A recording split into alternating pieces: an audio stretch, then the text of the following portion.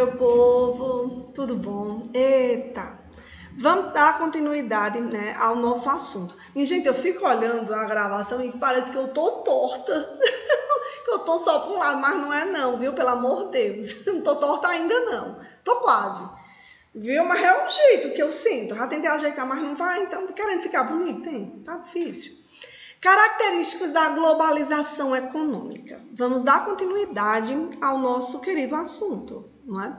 Nós vamos falar agora a opção entre liberalismo de comércio ou protecionismo, não é? Vou falar um pouquinho dos dois com vocês para a gente ter uma ideia, porque duas coisas, eu não sei vocês, né? Que a gente tem até preguiça muitas vezes de falar, né?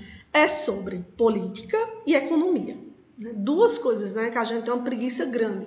Eu, realmente, política, eu tento não falar, mas a gente não tem busca conhecer essas coisas e a gente necessita conhecer, né? Protecionismo. O que é protecionismo?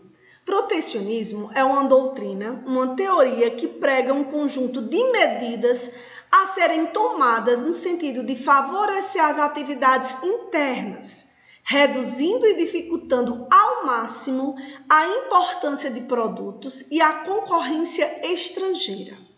Tal teoria é utilizada por praticamente todos os países em maior ou menor grau.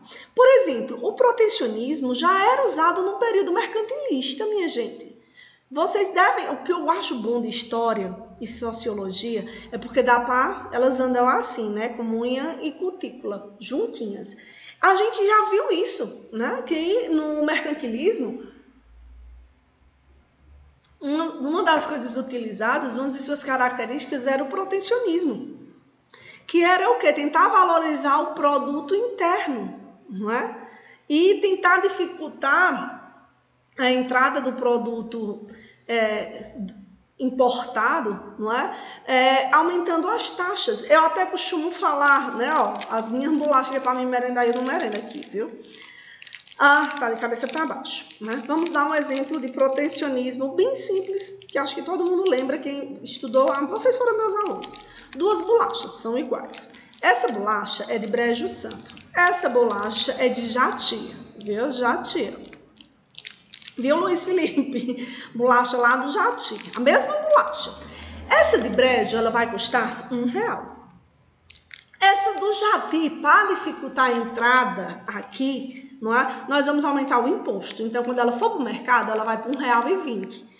Qual bolacha a gente vai comprar? A de R$1, porque a gente economiza 20 centavos. Não é? E também estamos valorizando o produto Brejo Santense e metendo a pé no produto jatiense. Então, olha como é fácil entender sobre protecionismo e que tudo isso já está desde a nossa origem, não é? Ó, alguns exemplos de medidas protecionistas. Um país pode estabelecer barreiras alfandegárias e sanitárias. Sanitária não é vaso sanitário, não, pelo amor de Deus. No mínimo, certo? No mínimo, né? De quem aqui ia fazer uma piadinha com isso? Quem será? Né? Com certeza na cabeça de Ana Lívia deve estar passando alguma coisa, né? Vamos. Um país pode estabelecer barreiras alfandegárias e sanitárias à entrada de produtos em seu território. Eu vou explicar já o que é barreira sanitária, não é vaso sanitário, viu? As barreiras alfandegárias são as taxas que um produto deve pagar no momento que entra em um país. Dessa forma, o seu preço para os consumidores locais ficam mais elevados.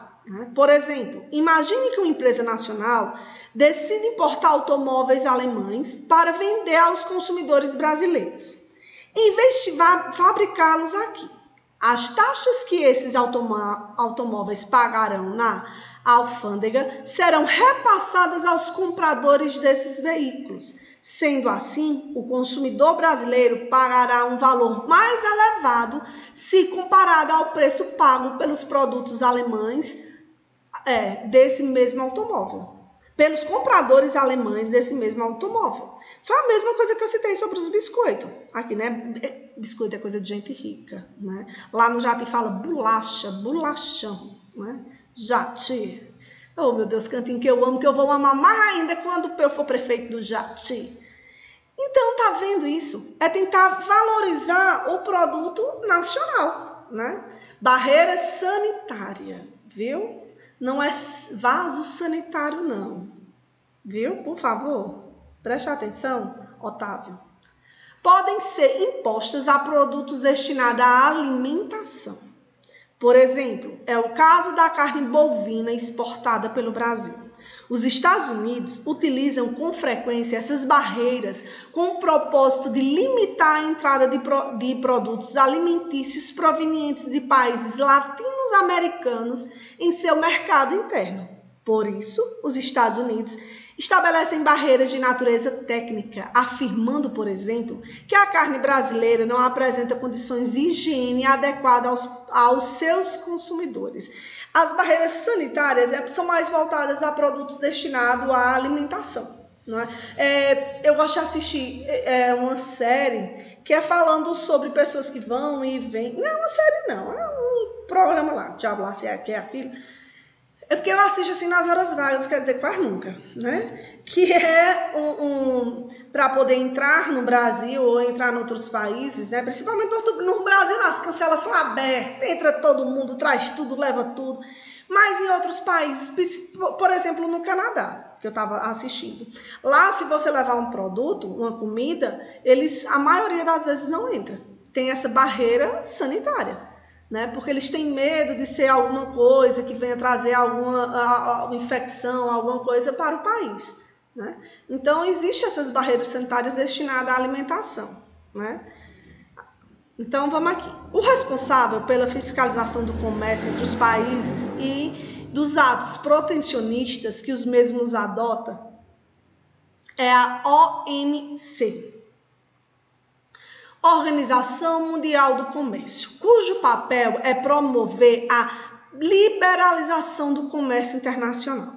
O protecionismo é vantajoso, em tese, pelo fato de proteger a economia nacional da concorrência externa, garantir a criação de empregos, incentivar o desenvolvimento de novas tecnologias. No entanto, essas políticas podem, em alguns casos, fazer com que o país perca espaço no mercado externo, provocando o atraso tecnológico e a acomodação por parte das empresas nacionais, já que essas medidas tendem a projetá-las, além de aumentar os preços internos. Nossa, a gente viu muito isso, a gente está vendo muito isso com os respiradores, não é? Estamos mais comprando, né, respiradores de fora do que produzindo. Né? E uma coisa, infelizmente, muitos governantes, né, eles acham melhor comprar porque dá para superfaturar do que valorizar na tecnologia do próprio país. Né? Que eu digo muito, é hora do Brasil abrir os olhos e ver que a educação e a ciência é de suma importância para a humanidade e principalmente para os brasileiros. Não é? A gente precisa investir nisso, educação e ciência, né? Tecnologia. Né? Eu estava vendo que uma equipe de uma universidade, eles fizeram um respirador que gastava, minha gente, R$600.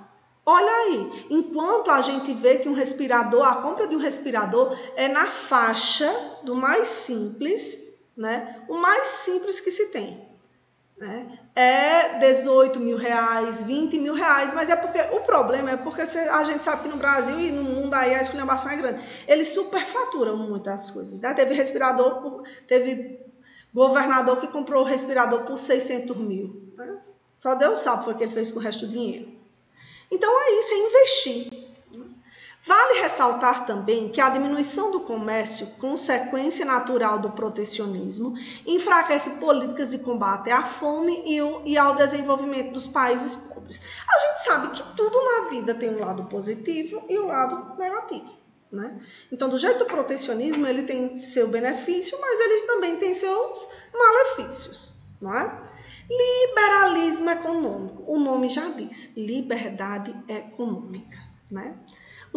A gente viu sobre o liberalismo, cara, foi com Adam Smith, né? O Estado não vai intervir na economia, ou ele vai intervir o mínimo possível na economia, não é? Adam Smith é o pai do liberalismo econômico.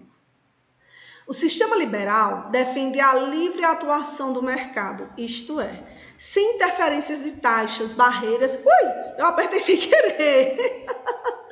De taxas e barreiras fechadas do Estado. No país em que o liberalismo econômico atua, o crescimento exponencial da produção é facilitado e, por consequência, o lucro. Aqui, as leis da livre concorrência e da oferta e da procura são bem-vindas. Lembra que Adam Smith dizia, o Estado não vai intervir na economia, né? A livre concorrência, e era a lei da oferta e da procura. Assim, o direito à propriedade privada e a forte valorização do trabalho humano que providencia sustentos para a sobrevivência individual. Aí agora sim, né, Regiane? Liberalismo e neoliberalismo. Você se lembra que o liberalismo entrou em fracasso após a Primeira Guerra Mundial, em função das desigualdades sociais que ele criou.